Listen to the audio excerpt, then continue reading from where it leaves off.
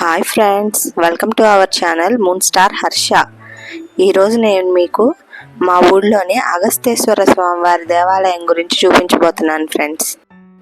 చూస్తున్నారు కదా ఫ్రెండ్స్, ఇదంతా ఈ గుడి యొక్క బయట ఆవరణ ఫ్రెండ్స్. ఈ గుడికి చాలా విశేషాలు ఉన్నాయి ఫ్రెండ్స్. అవన్నీ చెప్పడానికే నేను మీకు ఈ వీడియో చేస్తున్నాను. ముందుగా చూడండి ఫ్రెండ్స్, ఈ గుడికి బయట ఒక నందీశ్వరుడు ఉన్నాడు. ఈ నందీశ్వరుడి తల స్ట్రైట్ కాకుండా ఒకవైపు తిరుగుంటుంది ఫ్రెండ్స్. ఎంటర్ అవ్వగానే రైట్ సైడ్ పెద్ద శివుడు మండపం ఉంది ఫ్రెండ్స్. ఎదురుగా పెద్ద ధ్వజస్తంభం ఉంది ఫ్రెండ్స్. అలాగే ఆ ధ్వజస్తంభం ఎదురుగా కాలభైరవుడి చిన్న గుడి ఉంది ఫ్రెండ్స్. ఇదంతా గుడి ఆవరణ ఫ్రెండ్స్.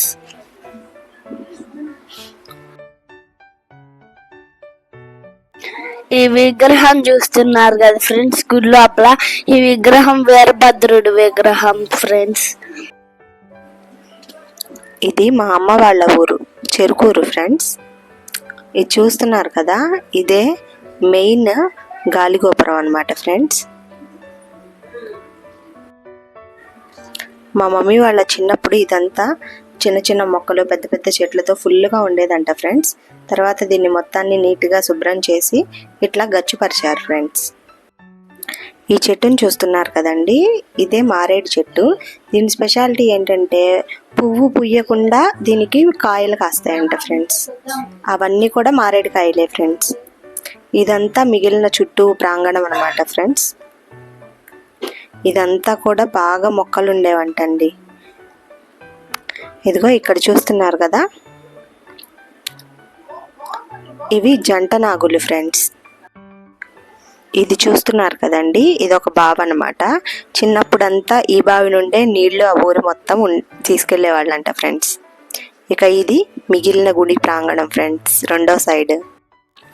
ఈ శివాలయంలో రెండో ప్రత్యేకత ఏంటంటే ఫ్రెండ్స్, శివుడి తలలో నుండి గంగాదేవి రైట్ సైడ్కి పడినట్టుగా ఈ శివాలయం పక్కనే పెద్ద పెద్ద చెరువులు రెండు ఉంటాయి ఫ్రెండ్స్.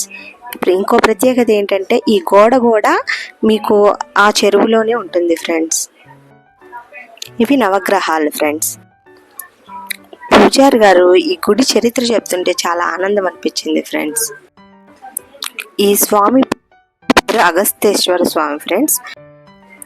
అగస్త్య మహాముని తను తపస్సు చేసుకుంటా శివాలయాలు ఎక్కడైతే ఉంటాయో అవి కూడా స్వయంభూ శివాలయాలు ఎక్కడైతే ఉంటాయో అక్కడికి వచ్చి అక్కడ ఆలయాన్ని నిర్మించి స్వామివారిని పూజించుకొని అప్పుడు అక్కడి నుండి వెళ్ళేవాళ్ళంట ఫ్రెండ్స్.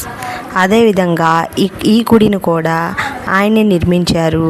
ఈ స్వామి స్వయంభూ వెలిసిన స్వామి అని చెప్తారు ఫ్రెండ్స్. అయితే చూసారా ఫ్రెండ్స్, ఇదంతా కూడా ఈ గుడిని ఆనుకొని ఉన్నటువంటి రెండు చెరువులు అన్నమాట. అక్కడ కనిపిస్తున్నటువంటి కొబ్బరి చెట్ల వరకు ఒక చెరువు ఫ్రెండ్స్, ఆ వెనక ఇంకొక చెరువు అన్నమాట, రెండు చెరువులు. అలాగే ఈ చెరువుల్లో రెండు బావులు కూడా ఉన్నాయి ఫ్రెండ్స్. అవి వచ్చేసేసి అక్క బావి చెల్లెల బావి అంటారంట ఫ్రెండ్స్.